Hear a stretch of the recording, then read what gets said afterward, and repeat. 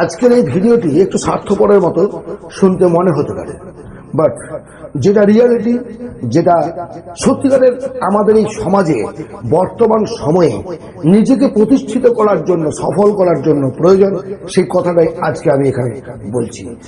এই পৃথিবীতে যদি আপনি সফল হতে চান, যদি আপনি আপনার লক্ষ্যে পৌঁছতে চান, তাহলে আপনাকে প্রয়োজন হলে খারাপ মানুষ হতে হবে। ইয়েস, যদি ধনী হতে চান, যদি সফল হতে চান, তাহলে খারাপ মানুষ হন।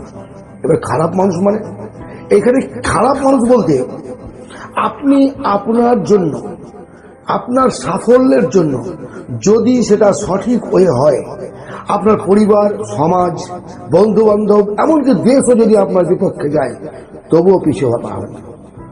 কারণ নেলসন ম্যান্ডেলা একটা সময় জেল খেটেছিলেন, রাষ্ট্রের বিরুদ্ধে গিয়েছিলেন বলেই তিনি সফল হয়েছেন, আর তাই তার নামটা আমরা আজও জানি।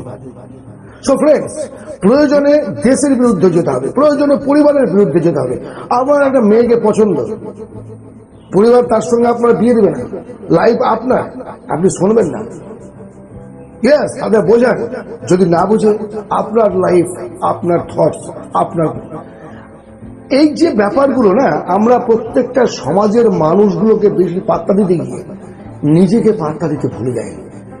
সূর্যবংশ সিনেমাটা দেখবেন, অমিতাভ বচ্চনের, বুঝতে পারবেন যে যদি সফল হতে চান, তাহলে খারাপ হওয়া কতটা জরুরি, কতটা জরুরি। ইয়েস, আজকে আমি কয়েকটা পয়েন্ট এই ব্যাপারে আপনার সঙ্গে আলোচনা করছি, কেন খারাপ হতে হবে এবং খারাপ হওয়ার প্রয়োজনীয়তা কেন আছে। লোকে কি বলবে? আচ্ছা, লোকে আপনি যে কাজটা করছেন, আপনি করুন, যেই করুন, যখন কোনো একটা কাজ শুরু করবেন, সেই মুহূর্তে পরিবারের বাধা আছে, সমাজ ইত্যাদি চারিদিক থেকে একটা বাধার সৃষ্টি হয়। লোকে কি বলবে, এই কাজটা করবো আমি, লোকে কি, আচ্ছা লোকে কি বলবে, এই থিঙ্কিংটা কি আপনি তাদের পরিবর্তন করতে পারবেন? না। যেটা আপনি করতে চলেছেন, সেই কাজের জন্য লোকে কি বলবে ভাবছেন, আবার পাশাপাশি ওরা বন্ধ করে আর একটা কাজ শুরু করে দেখবে, সেখানেও বলবে লোকে কি বলবে।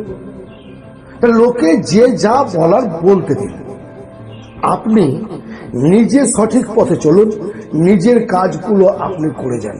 যদি জীবনে সফল হতে চান, সাকসেস চান, ধনী হতে চান, নিজের দোষ অন্যের ঘাড়ে চাপাবেন না। এটা আমরা হামেশাই করি। কোনো কারণে কোনো একটা কাজ ভুল করে ফেলেছি, হতে পারে, মানুষ মাত্রই ভুল হয়। এই যে ভুল করেছি, এটা আর স্বীকার করি না, আমরা অন্যের ঘাড়ে তর্ক করে হোক, যে করে হোক, যেভাবে হোক, অন্যের ঘাড়ে দোষটা চাপিয়ে দিই, না এটা আমি করিনি, সে করেছি। এর ফলে কি হলো, আপনি সাময়িকভাবে হয়তো অন্যজনের কাছে ভালো হলেন, তাকে দোষী করলেন, আপনি পিছিয়ে গেলেন অন্তত 100 পা। কেন? কারণ আপনি যে ভুলটা করেছিলেন, প্রথমত আপনি সেই ভুলে যদি স্বীকার করে নিতেন, তাহলে পরে কোনো সমালোচনা হতো না। দ্বিতীয় কারণ হচ্ছে, আপনি ভুলটা থেকে নতুন একটা শিখতে পারতেন, এই কাজটা কেন ভুল হলো, কিভাবে করলে কাজটা ভুল হতো না, তাহলে আপনি একটা ধাপ আপনার সাফল্যের পথে এগিয়ে যেতে পারতেন। তাহলে আপনার ভুলটার জন্য যদি আপনি সমালোচিত হন, যদি আপনাকে কেউ খারাপ বলে, বলতে দিন, কারণ ভুল থেকেই শিখতে হবে আপনাকে। নেগেটিভ চিন্তা থেকে হাজার হাত দূরে থাকুন। প্রথমেই বলেছি, যখন যে